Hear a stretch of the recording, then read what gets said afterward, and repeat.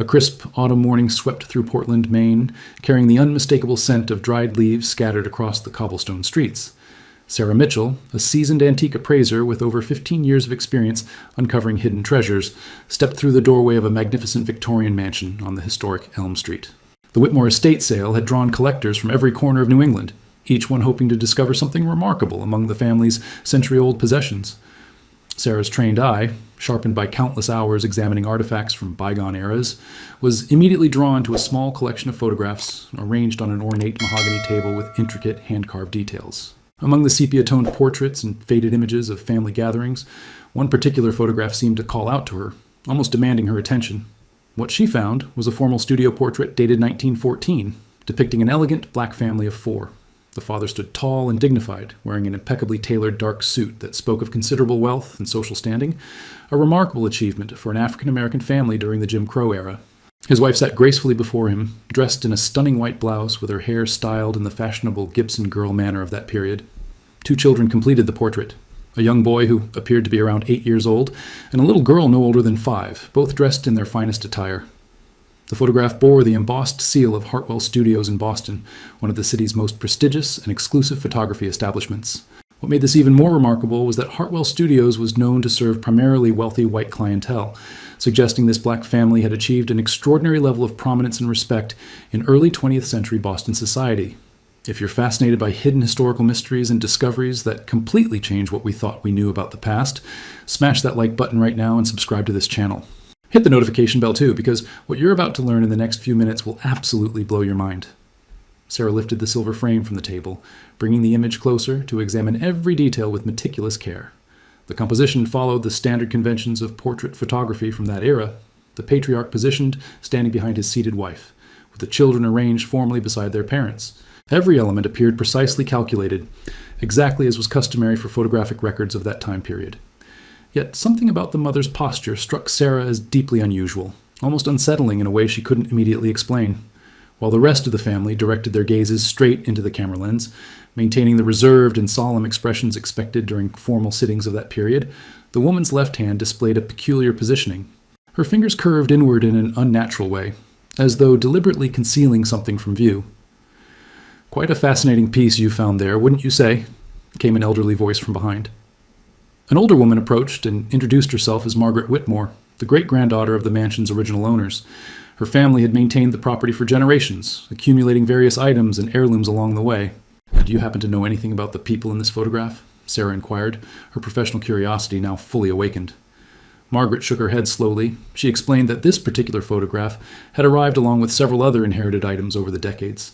According to what little family knowledge existed, the portrait had belonged to a family named Patterson, one of the few prosperous black families in Boston during that period. Beyond that single piece of information, nothing else about their story had survived the passage of time. Sarah returned her attention to the image once more. That unusual positioning of the mother's hand continued to nag at her instincts, creating an almost magnetic pull that she simply couldn't ignore. Something told her there was far more to this photograph than met the eye.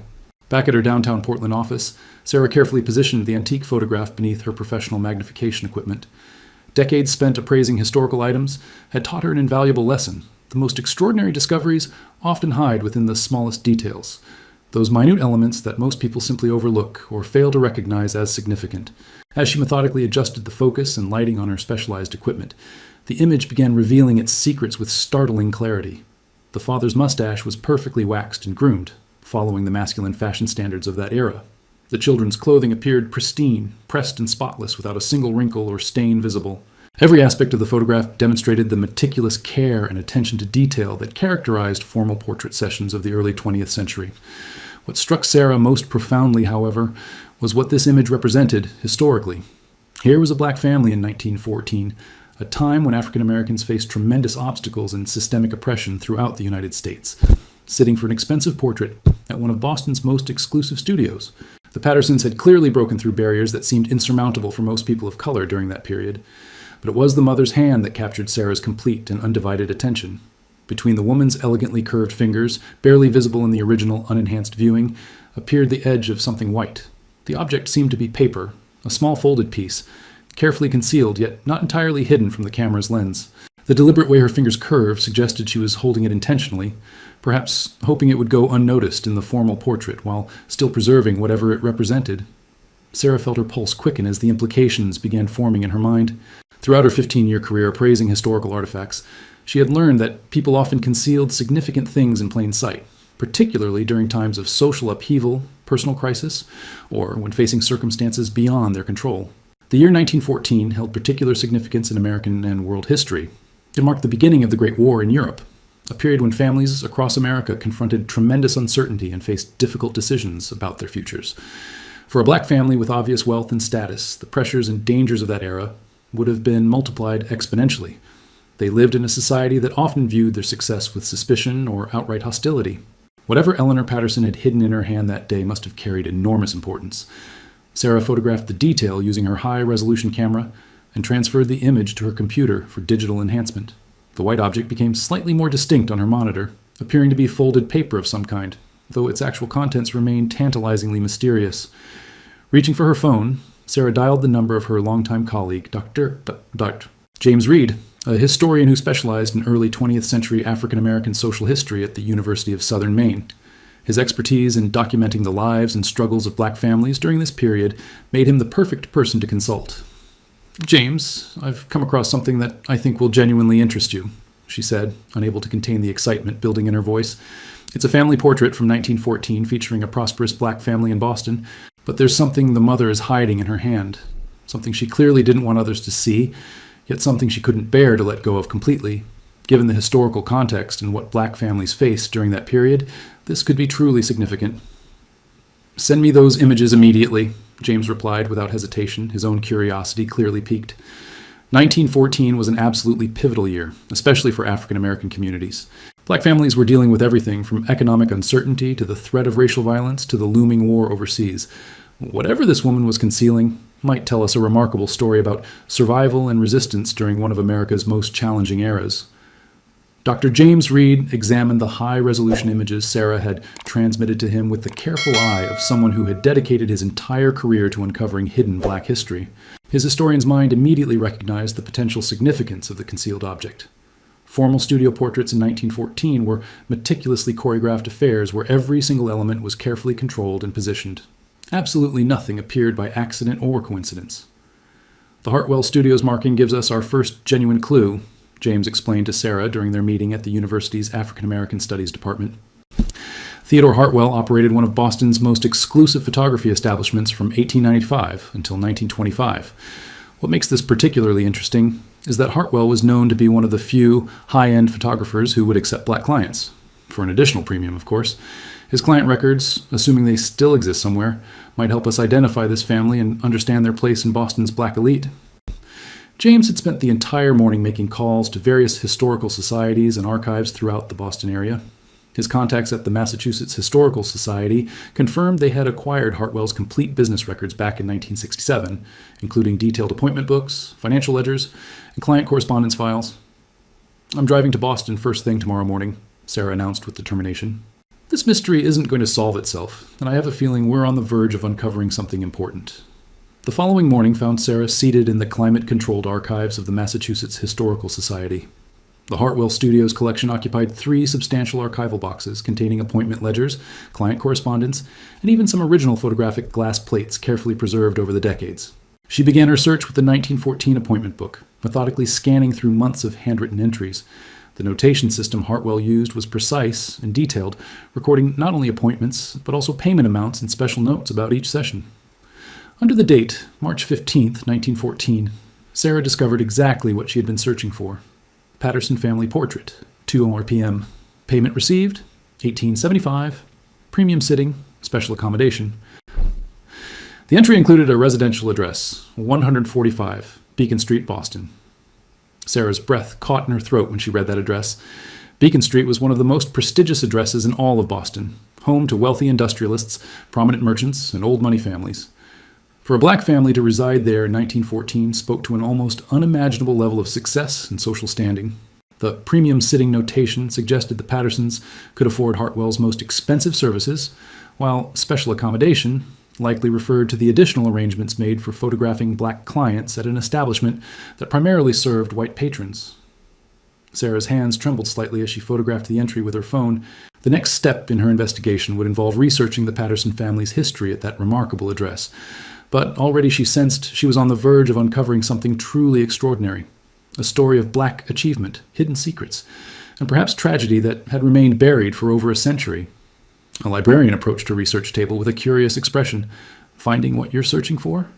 "I believe so," Sarah replied, her voice barely above a whisper. "Now I need to discover who the Pattersons truly were, how a black family achieved such prominence during such a difficult era, and what a mother felt compelled to hide in her hand during what should have been a joyful celebration of her family's success." The weight of the mystery pressed upon her shoulders as she prepared to delve deeper into the Patterson family history, a story that promised to reveal both triumph and tragedy from one of America's most turbulent periods. The Boston Public Library's genealogy department became Sarah's next destination in her quest for answers. Armed with the address from Hartwell's appointment records, she began the painstaking process of piecing together the Patterson family story through city directories, census records, newspaper archives, and other historical documents that had survived the passage of more than a century. The 1910 federal census revealed the family's composition in remarkable detail.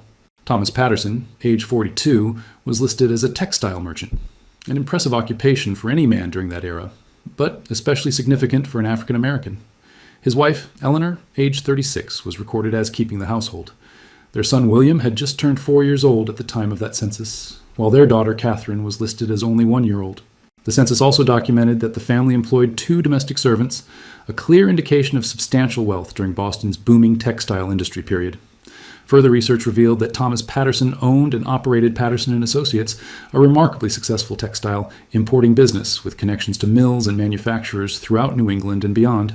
The company specialized in fine fabrics sourced from European manufacturers, a trade that required extensive international contacts, sophisticated business acumen, and the ability to navigate complex import regulations.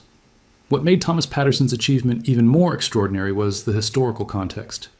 In 1914, the vast majority of black Americans lived in the South under brutal Jim Crow segregation, working as sharecroppers or in other low-wage occupations. Those who had migrated north faced discrimination in housing, employment, and nearly every aspect of daily life. For Thomas Patterson to have built a successful international trading business and established his family on prestigious Beacon Street represented a triumph against almost impossible odds. Sarah discovered that the Pattersons were part of Boston's small but influential black elite, a community of educated, wealthy African Americans who had managed to carve out spaces of success despite the pervasive racism of their time. These families often knew each other, intermarried, and worked together to support their community while navigating the dangerous waters of early 20th century American society. But as Sarah delved deeper into the newspaper archives from 1914, she began uncovering troubling information that cast a shadow over the Patterson family's remarkable success story. The Boston Globe from February 1914 contained a small notice buried in the business section. Patterson and Associates faces difficulties amid changing European trade conditions. The article mentioned concerns about the company's import documentation and suggested federal authorities had begun asking questions. Far more alarming was an item Sarah discovered in the Boston Herald dated March 10, 1914, precisely 5 days before the family sat for their portrait at Hartwell Studios. The headline read, "Local textile merchant Thomas Patterson questioned by federal investigators regarding suspected irregularities in import documentation." Sarah felt a chill run down her spine as the pieces began falling into place. The Patterson family had commissioned their expensive portrait at Boston's most exclusive studio while Thomas was under active federal investigation. Given the racial dynamics of that era, Sarah understood immediately how precarious their situation must have been. A black man accused of federal crimes in 1914 faced not only legal jeopardy, but potentially his very life. This context gave entirely new meaning to whatever Eleanor Patterson had concealed in her hand that March afternoon. What had she hidden during what might have been their final family portrait as a prosperous Boston family? And why had she felt compelled to preserve it in such an unusual way? The reference librarian noticed Sarah's intense focus on the documents spread before her and approached the table. "Are you researching the Patterson textile case?" she asked in a quiet voice. Sarah looked up, genuinely surprised. "You're familiar with it?" "It's quite a fascinating case study, actually. One of the few involving a prominent black businessman during that period. Thomas Patterson was convicted of customs fraud in 1915. The family lost absolutely everything: their beautiful home, the business Thomas had built over decades, their hard-won social standing in Boston society." The librarian paused dramatically before continuing. "Eleanor Patterson. She disappeared shortly after the trial concluded. Some historical accounts suggest she fled to Canada with her children to escape the scandal and protect them from the aftermath. Others believe something far more tragic occurred. The truth is, no one really knows what happened to her. Sarah felt an almost electric sensation coursing through her body. Whatever Eleanor Patterson had concealed in her hand during that March 1914 portrait suddenly seemed far more significant than a simple family keepsake. It might hold the key to understanding what truly happened to this remarkable family, and perhaps even reveal a hidden truth that had remained buried for more than a century.